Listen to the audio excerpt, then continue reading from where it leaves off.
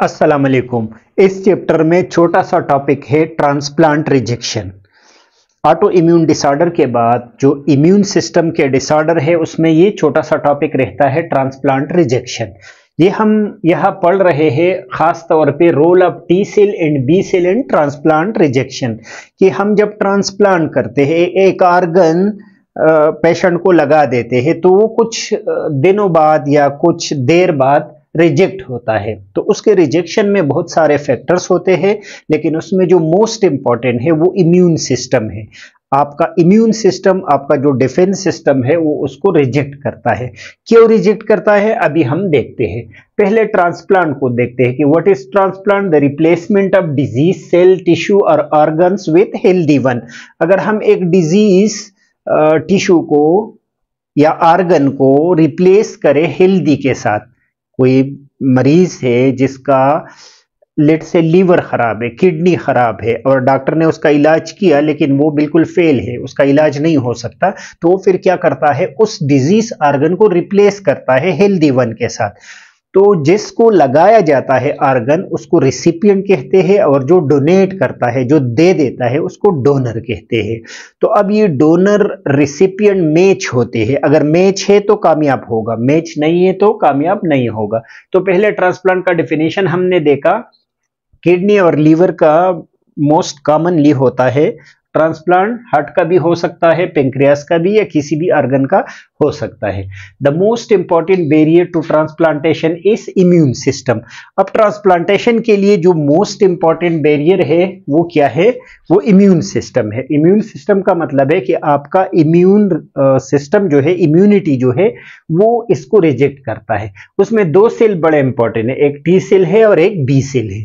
दोनों का इसमें रोल है। टी सेल का डायरेक्टली रोल है, डायरेक्टली मतलब कि टी हेल्पर सेल जाके उसको रिकॉग्नाइज करता है कि ये तो हमारे बॉडी का टिश्यू नहीं है। और कैसे इसको पता चलेगा, उसके ऊपर एमएचसी होते हैं, मेजर हिस्टोकम्पैटिबिलिटी कॉम्प्लेक्स। ये ऑर्गन के ऊपर होता है और ये आइडेंटिटी के लिए होता है।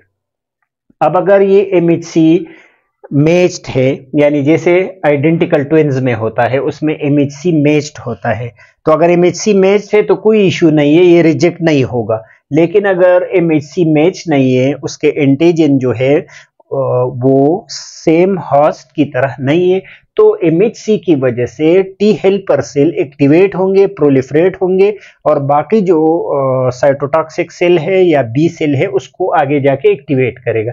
तो डायरेक्ट रिस्पांस किसने किया, टी सेल ने। अब role of B cell, B cell का बी है क्योंकि बी सेल डायरेक्ट रोल नहीं है, लेकिन ये क्या करता है, एंटीबॉडी प्रोडक्शन करता है। टी हेल्पर सेल ने इसको बताया कि ये एमएचसी जो है वो फॉरेन है, तो इसने उसके खिलाफ एंटीबॉडी प्रोड्यूस किए और ये एंटीबॉडी जाके इन्फ्लेमेटरी इम्यून रिस्पांस प्रोड्यूस करता है, उस जगह में इन्फ्लेमेशन प्रोड्यूस करता है, जिसकी वजह से ये ऑर्गन रिजेक्ट हो जाता है।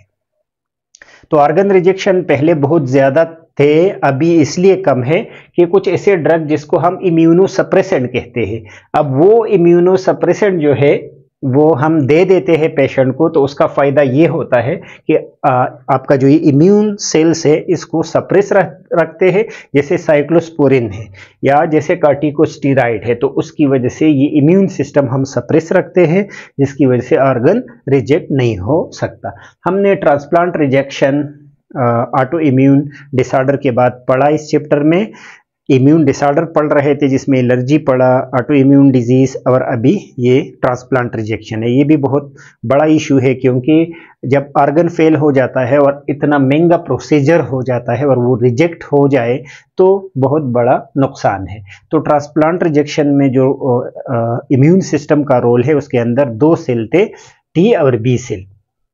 टी सेल का डायरेक्टली रोल है क्योंकि वहां पर एमएचसी मैच नहीं होता और ये फॉरेन एमएचसी को पहचान लेता है और आगे ये रिएक्शन को स्टार्ट कर देता है।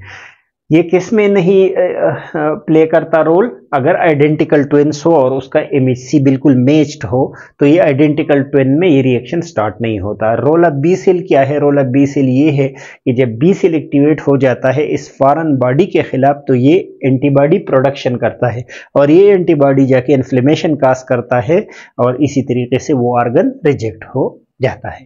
होप ये लेक्चर आपको समझ आ गया होगा। नेक्स्ट लेक्चर तक इजाजत दीजिए। अल्लाह हाफिज।